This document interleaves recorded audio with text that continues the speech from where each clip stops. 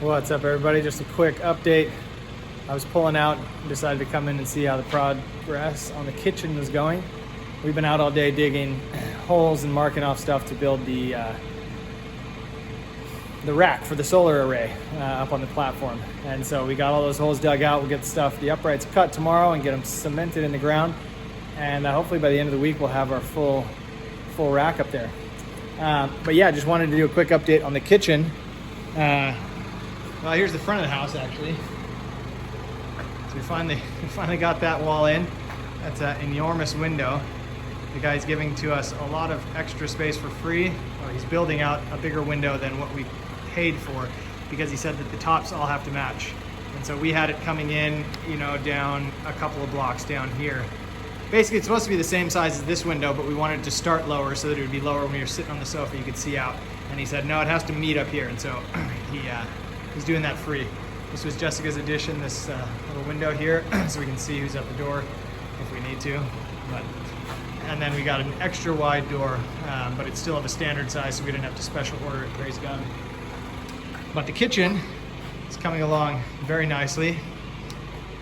We got the main cabinets installed. By installed, I mean they built them. We got the doors in. I know it looks weird that the handles are on the inside, but that's just how they store them. We'll flip them around when we're ready. And then the countertop. So Jessica wanted a bar. And so we've got a bar on this side that overhangs.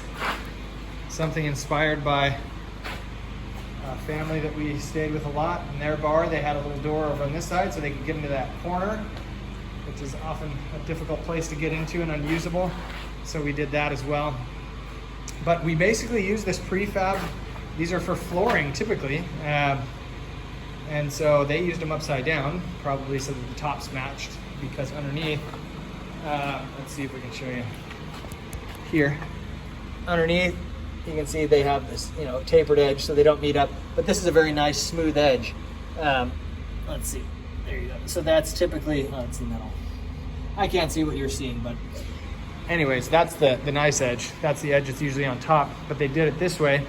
And then we can, clip these things here, and then we can just lay the tile on top of it,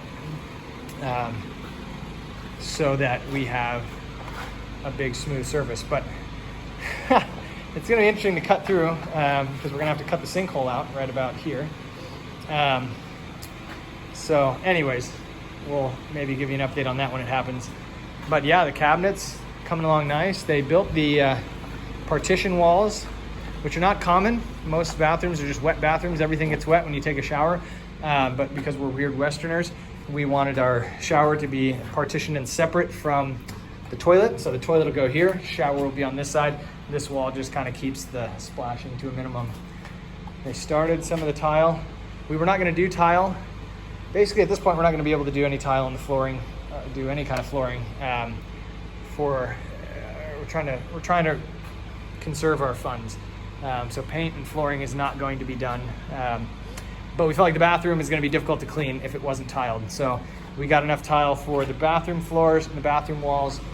And I was gonna do it myself to save money, but it's just cheaper. Well, it's not cheaper, but it's easier to just have them do it. So we got this wall as well. That's where our toilet will go. Shower will be on the other side here.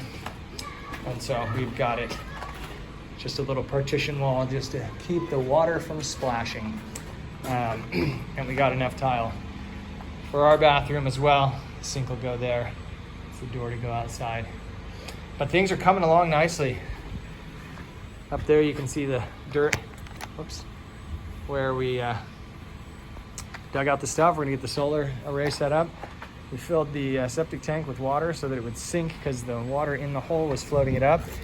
We just gotta push a lot of this dirt around.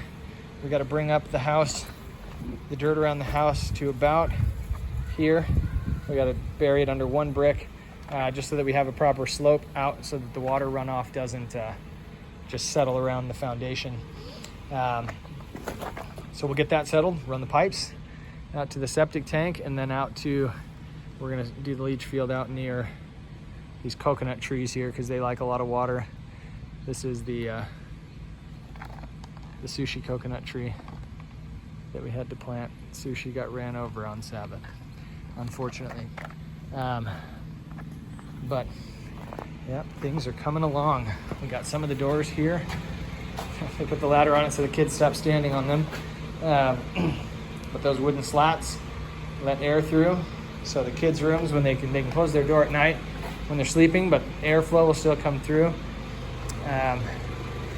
We've got some house guests.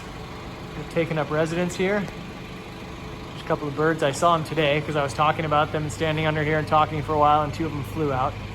So we're gonna have to evict them before we seal everything up. Windows are gonna come in tomorrow, so we'll give you an update about that tomorrow. And then we just gotta seal off these gable ends and, well, get the birds out first, then seal off the gable ends, get everything sealed up. We're hoping to be in here within the next couple of weeks.